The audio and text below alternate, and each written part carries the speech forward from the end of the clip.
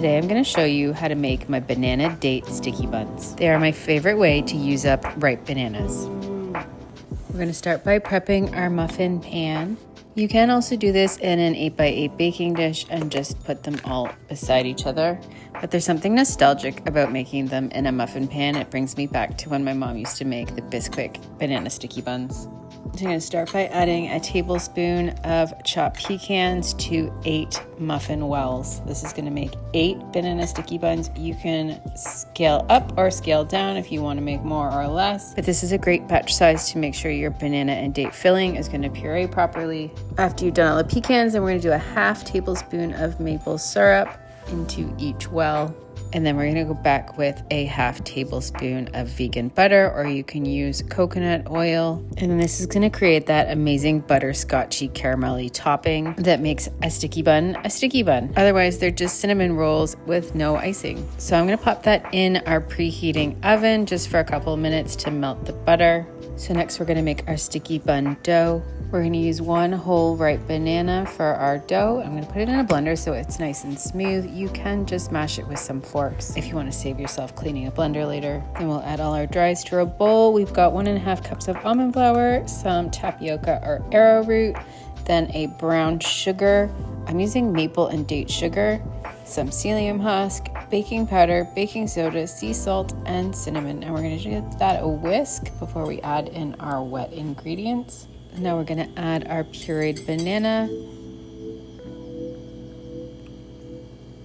some melted coconut oil, some apple cider vinegar, vanilla, and then we can just mix it by hand until it comes together in a dough. It takes a little bit of work to get the moisture of the banana to hydrate the rest of your dries. But once you have a bit of a shaggy dough, I like to ditch the spatula and use my hands. At this point, it should really start to look like a dough. If you find that it's a little bit too dry, perhaps your banana was smaller than mine and you need to add a little splash, maybe a teaspoon of water. Then we're going to roll out our sticky bun dough between parchment paper. We're going for about a 1/4 inch thickness here. Now, I don't worry too much about the shape of my dough, how I'm rolling it out. You'll see what I like to do is I like to cut it into a square, and then you can move pieces around to make it more of a rectangle shape. We don't really have to worry about overworking a dough here because we have no gluten in it. So we're going to make it into a more of a rectangle shape and then put our parchment paper back down, give it one last roll to get all the pieces to stick together nicely and that we have a nice uniform thickness. And then we'll just put that aside while we work on our date banana filling. I have 1 banana that I blendered already, and then I'm going to add 4 super soft Medjool dates. If yours are not as soft as mine, soak them in some hot water first so they'll blend nicely. Then we've got a teaspoon of cinnamon and 2 tablespoons of vegan butter. Give that a blend till it's nice and smooth, and then we can spread this out on our sticky bun dough.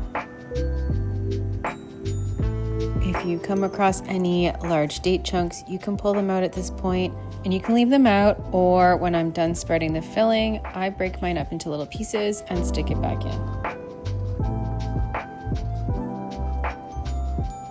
Next, I'm going to cut this into 8 strips. I find that these work out the most even and the prettiest if you cut them before you roll. This is a very, very soft dough, and if you roll it and then cut it with a knife, you end up mushing your rolls.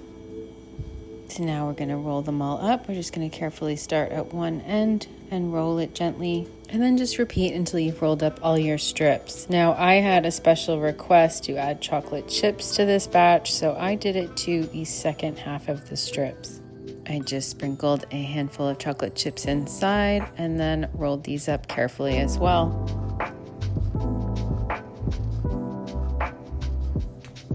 And when we've got all 8 rolls rolled up, we're gonna bring over our pan that has been preheated and melted a little bit in our preheating oven. Then transfer all your rolls over to your prepared muffin pan. I like to give them a bit of a pat to get them to stick to the toppings. And then we're gonna pop that in the oven, bake them at 350 for 25 minutes. Then let them sit for just a couple of minutes before you turn them out onto a cutting board or a tray. I got distracted and let mine cool a little bit too long, and the topping solidified and got stuck. But don't worry, if yours does the same, you can just grab a couple of spoons and scoop it out and put it back on your sticky buns. And dig in and enjoy. I love how gooey and soft the middles of these are with the banana date filling. Look at those layers.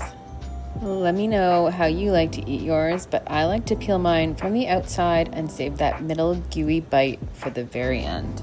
It's so good.